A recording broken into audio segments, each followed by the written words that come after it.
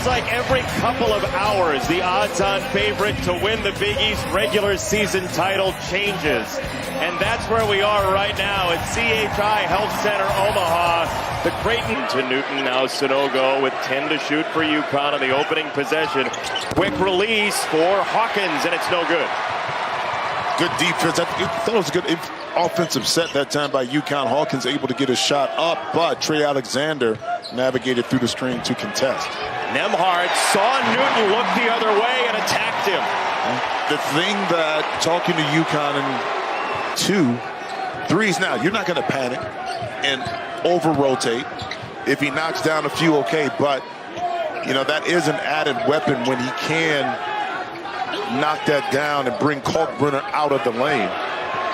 Now Kalkbrenner being aggressive against Sanogo, who wrapped his arm around him, and Kalkbrenner scores. How fun is this going to be? It's going to be great. I think it's very important that you get Brenner going early because he was dominated by Sanogo in the first game. Sanogo was able to drop 26 points, you know, in that win.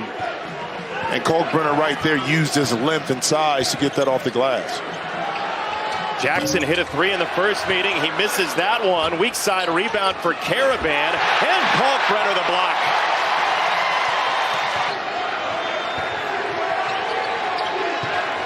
St. John's the upset over Providence in New York.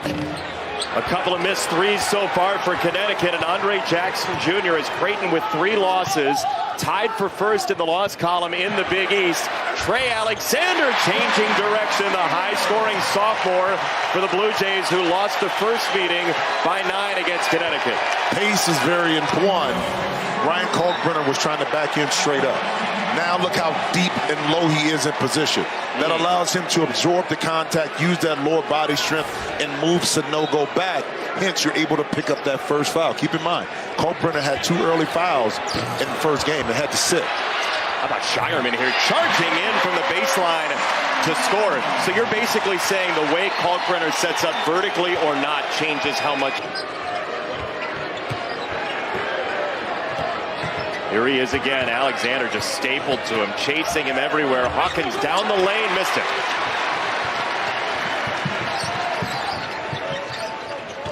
Shireman had 5 threes in that Seton Hall game. Oh, what a beautiful thread through to Kalkbrenner. But once again, it's the pace that allows Shireman to utilize that pick and roll in the middle. Straight. They had lost 6 straight November to December. A very strange up and down year for Creighton. Into the corner it goes, and that splashes down for Alexander.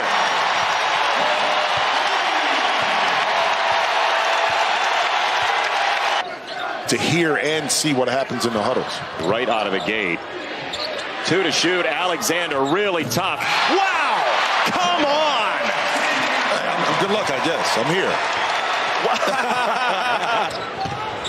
Calcaterra catch and shoot from the corner. He missed it for 3. Klingen's been very active. Very active. Tough pass to handle, though, there. Swooping in from the wing. That's 2 for Mitchell. 37 points.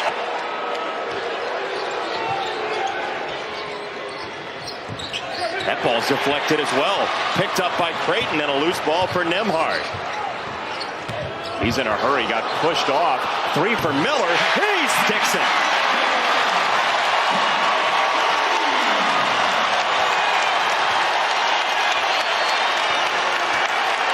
Creighton made 2 threes in 40 minutes the first time they met. The Blue Jays have 2 to this point, and they're up a nickel. Have to open up. And when he got to a spot, he rose with supreme confidence that he was going to knock it in. He did just that. Aline, who was fouled on a 3 earlier, has 5. Nembhard open behind Kalkbrenner to bury that 3.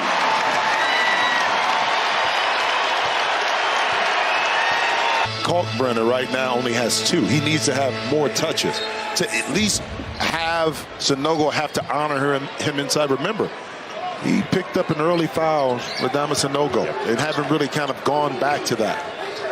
No, he's not been put in many binds at all, as Shireman got away from Aline and hits the jump shot for two. Greg McDermott is one of the best. Foul by the guy setting the screen. But his patience allows him to create that opportunity to get open. Not only is it a 4-point play, but it's the third foul on Trey Alexander for Creighton as well. Shireman bags a three. First three for Baylor. Shireman. Creighton leads again.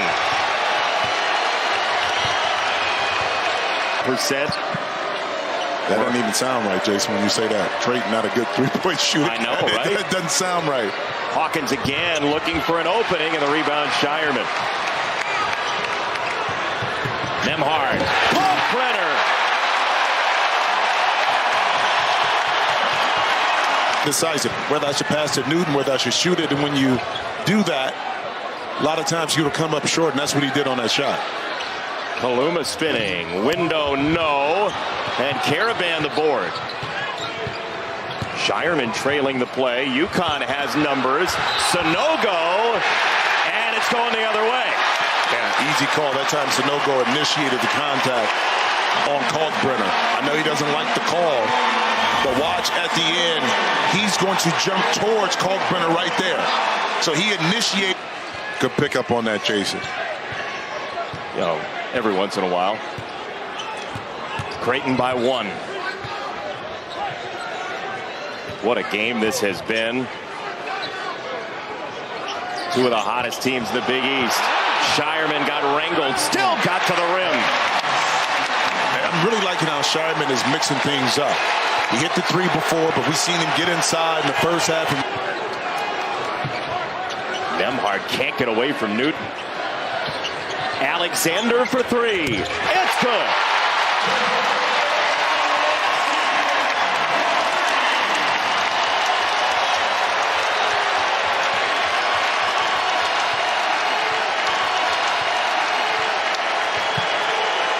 We've watched the post players all day long go at it, but it might be these hot-scoring guards that change the game. Alexander on the move. Into Newton. He scores 5 in a row.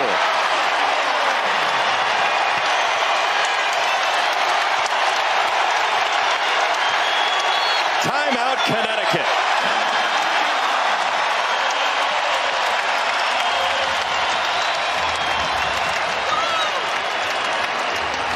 Jimmy's here, and so is Trey Alexander. Instead of being assertive, because he can make that shot again, I think he's tricked himself into saying that he can't score at times. Nemhard to Kalkbrenner right on the doorstep. They work so well together, don't they?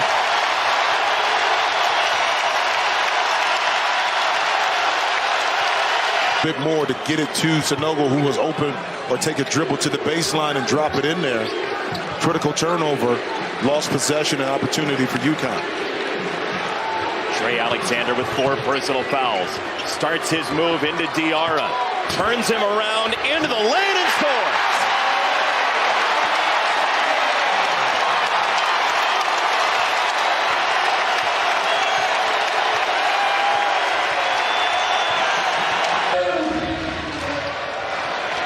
In the clutches of Jordan Hawkins, who has 9 in the second half. Now Sanogo.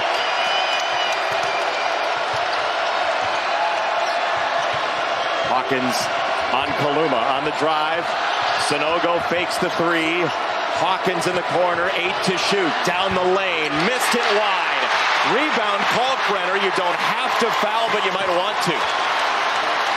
Do you? Well, it looks like what a time differential is 8 seconds. He missed it. Rebound rang off the rim. Taken by Hawkins. He's got it for the tie. Timeout called. They're going to look and... Or 12 seconds.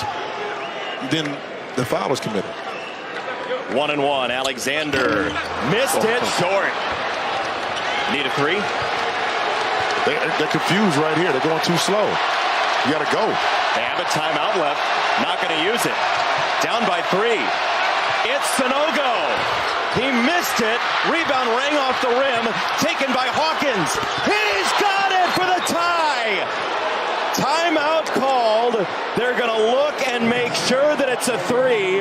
2.7 left. Hawkins off the redirect ties the game for now. And dealer's choice. You talked about UConn having a timeout left. Well, Danny Hurley didn't want to take it because he wanted to play against a defense that wasn't set. So no-go got a good look. Now, what you talked about, 18 offensive rebounds. None bigger than this one right here. And the awareness that it's a 2-point shot. I think so, Jim. I think the toe was on the line. Wow. I mean, we know the margin in the Big East has been razor thin, but this is wild. Oh, yeah. They're gonna overturn this. It's going to be a 2-point shot. Yep. Oh, that's easily a 2. Now, 2.7 left. Got a foul right away, right? Foul right away. Now, whoever's taking the ball out of bounds for Creighton, have the 4-second count in your head, but also realize you can run the baseline. Try not to throw a cross-court pass. It's easier to intercept. Take the ball to your teammate. And then when you get it, hold on tight. Yes. It'll be a 1-and-1 off a foul. Klingon has the inbounder, Shireman. Yep. Put some size right there. It's a high lob. Kalkbrenner catches it and is fouled with 1.9. He'll have a 1-and-1 as Kalkbrenner was mauled. He'll go to the free throw line. Jackson the foul. And it was a tough foul because both were going after the basketball. So I get the contact here, but a very smart play by Shireman to get it in the backcourt. Nobody's on the ball. And here we go. Intercepted. Sanogo chops it away. Ball's live. Creighton wins.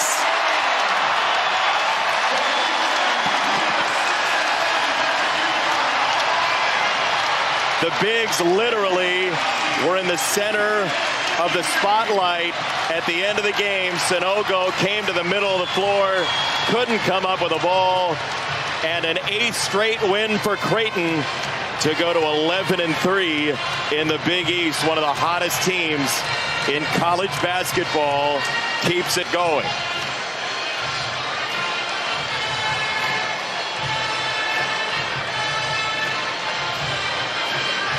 What a game. Just an absolute battle between UConn and Creighton.